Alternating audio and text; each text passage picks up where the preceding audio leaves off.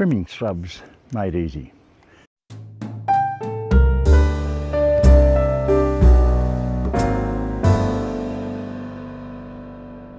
G'day YouTubers, it's Jeff McPhee's Gardening, Melbourne, Australia. This tutorial about trimming hedges and bushes is aimed for the home gardener, or maybe even the contractor that's starting out. I do this for a living, and the techniques that I use I won't show you as a home gardener, but I'll show you basic techniques to be able to do a hedge or a shrub confidently without ruining the hedge. Now, we can all use these, of course, which a lot of us get rid of it. If you want to really enjoy hedge or shrub pruning, get yourself one of these. Battery operated hedges. Now, as a professional, we buy the top. The best you can buy, the faster the head speed you get, the sharper the blades cut the hedge and make it look great. But for a home gardener, you don't have to buy the biggest and the best. You can go to a local mower store or a equipment store or even a Bunnings store and just get a nice little set-up battery. Buy the best you can, but a battery will be so enjoyable. There's nothing worse than going out doing a hedge, using it by hand, and it just takes so long. It's relaxing, it is relaxing, and hedge hand ones are convenient, of course, when you're in tight spots, especially if you've got glass or near objects that you don't want to damage. But at the end of the day, using one of these is so enjoyable. It's battery. It's so quiet. You don't have to worry about putting earmuffs on if you don't want to. Should always wear eye protection, of course, when you're doing hedging. But today we're going to look at a couple. We're going to look at pruning a hedge. We're going to look at the shape that we want to have, and we'll have a look at some of the methods that we're going to use. Now, the important thing with hedges is to know when to cut them at what time of the year. For evergreen hedges, like Pittosporum example I've got here, I prune it once a month. The more often you prune these as a tight-knit hedge, the better. Because as you cut them, you strengthen up, the leaves multiply quickly and it gets thicker so much quicker, and it looks really great. If you're doing a hedge or a shrub that's flowering, you need to know when that happens. So generally, when your shrub's flowered, then prune it. But just for general evergreen shrubs, which we're going to talk about today, we'll go through the process. First thing to do is obviously you can lay a tarp underneath to catch all the clippings, drag it away if you wish. Because it's on grass, we're going to mow that up later, so it won't matter. With hedges, you've got to decide on what do you want. Do you want a square? Do you want, as you see this one, it's a certain height that I've reached. Now, if I want to have it beveled on the sides, or do I want it square, or do I want it round? Decide on what type of hedge you want, and then you'll work towards that. You won't get it right the first time or the second time, but eventually you'll get it right. And with a little by little, you'll find yourself a long way down the track of getting a beautiful hedge. Now this hedge, we wanted a certain height. How do we get the height? Well, in this particular case, I've got the roof of the little shed that I use as a guide. If I was out in the open and I had no reference point, I could put 2 sticks at each end with a string line level. Put the string line about that far above your cutting edge, so that when you're cutting underneath the string and you're maintaining by eye that 3 or 4 inch gap, and you'll have that nice perfect edge. When trimming bushes, they all grow up towards the sky. Now for the home gardener, for the amateur, for the ones that haven't had a lot of experience with hedging, I suggest you use one technique, and that is go from the bottom to the top. So we go bottom to the top. Now why I say that, if you go the other way and you dig in a bit too much, you'll see you'll drag out bits and you'll end up holes in your hedge. So bottom, follow the grain up. When pruning, using the hedger, try to use that flat. So we're putting it flat on the hedge. Now, by doing that, we're going to take off just a small amount. As we start to get more experience, we can start turning that slowly in to take little bits off. So we start off with a flat, and just turn it in a little bit. You'll see you're just taking out a small bit. Just go small by small, because if you cut too much, you can't put it back. So just take off gently, a little bit at a time. And that's the way to go. So, and the thing is, when you lay it flat, you get a feel for it, you're getting your levels that you want, and up we go. There's various types of hedges to use. For safety, if you can afford it, and if you really want a nice garden, you know, you'll spend hundreds and hundreds of dollars on a plant. Why wouldn't you spend it on a hedger? Sure, look, you can get a professional in, and we prefer that because that's how we make our living. But really, for the small amount of investment to what you'll pay a contractor, gardener to come in and do your hedges, you're going to be so far in front. And the fact that you've done it yourself is going to be more enjoyable. What I suggest is when you do buy a hedger, think about the pole hedger, which gives you distance. Now, what it does, of course, articulated, allows you to cut without using a ladder, because we're going to keep that. We're going to keep off ladders. When we're over 50, I'm nearly 70, but when we're over 50, we keep off the ladders. So using a pole type setup makes it so much easier. The other thing is, and I think it's a great safety aspect, these things are dangerous. They can cut your fingers off, they can make nasty gashes to your body. By having it away from your body, you've got no risk of hurting yourself. Whereas a hand one, up and down, I've seen injuries of knees and legs where it's cuts. Whereas this, and because it's articulated, there's not one place I can't get in with using it. You'll soon learn to get into the tight spots. If it's really tight, you've got the articulated setup, so you can actually move in closer. So articulated, pole type, battery operated one is fantastic. Look, in the old days, when I say the olden days, only a few years I've had these now, but previous to that we had petrol.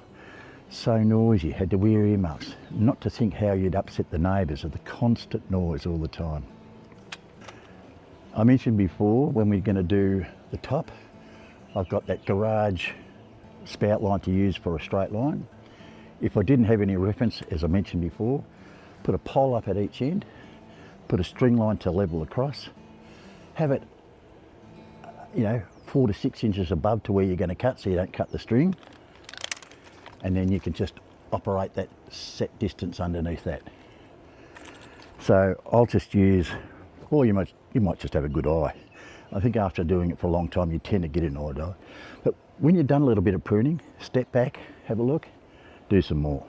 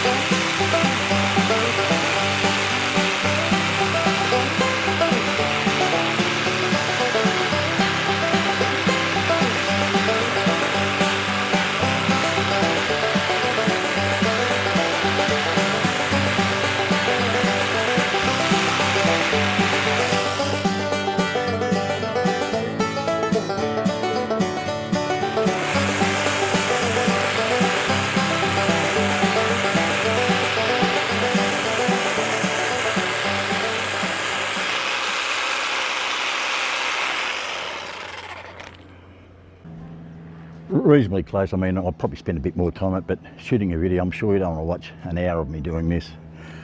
The other thing is, once you've got your top done and your face done, think about what type of sides do you want. I like just having a little bevel side, straight up. So it's just bevel in the side and then just straight up.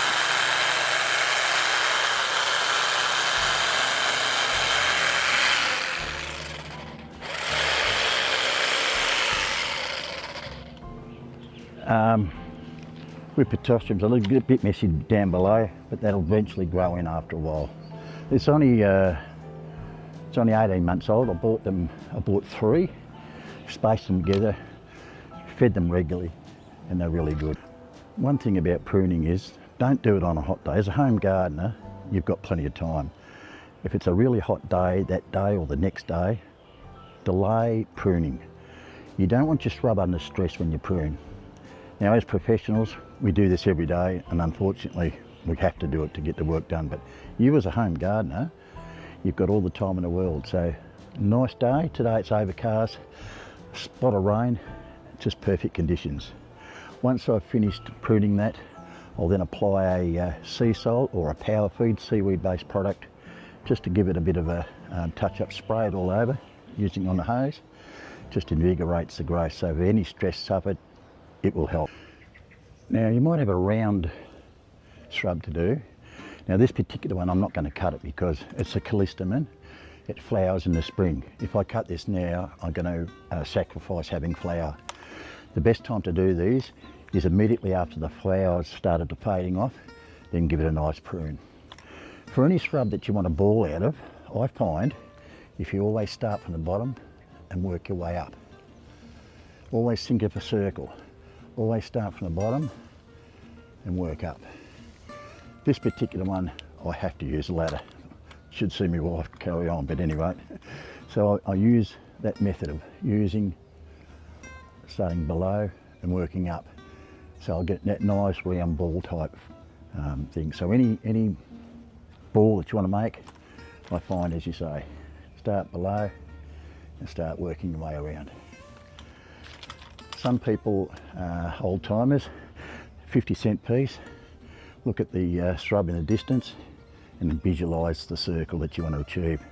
Start pruning it, starting from the bottom, working it around, go back, visualise through that 50-cent piece so that you can see the round shape that you're looking for. Working around, keep trying and trying until you get it right. Might take you 3, 4, 5 goes, but eventually you'll get it right. Hedges come in different forms, different shapes, different sizes. This particular one, we've used a step layer. Because it's on a slope, we could have used the fence line as the guide. I like having levels. So we've staged in levels, drop, level, drop, level. A bit like a tiered garden. So you're virtually straight, drop down, straight, drop down, straight. So you can either follow the contour or you can use a spring line at each end and use a straight edge. It'll be above the fence and below the fence, but that's something that you'll get used to. One small tip when you're doing hedges for your neighbour's fence, have that gap away from the fence so you can always gain access along the fence line. How many times you see shrubs that are going overhanging the neighbour's fence? So always have that little narrow gap so that you can fit along and just prune along that, so it just finishes it off nicely. So keep it away from the fence.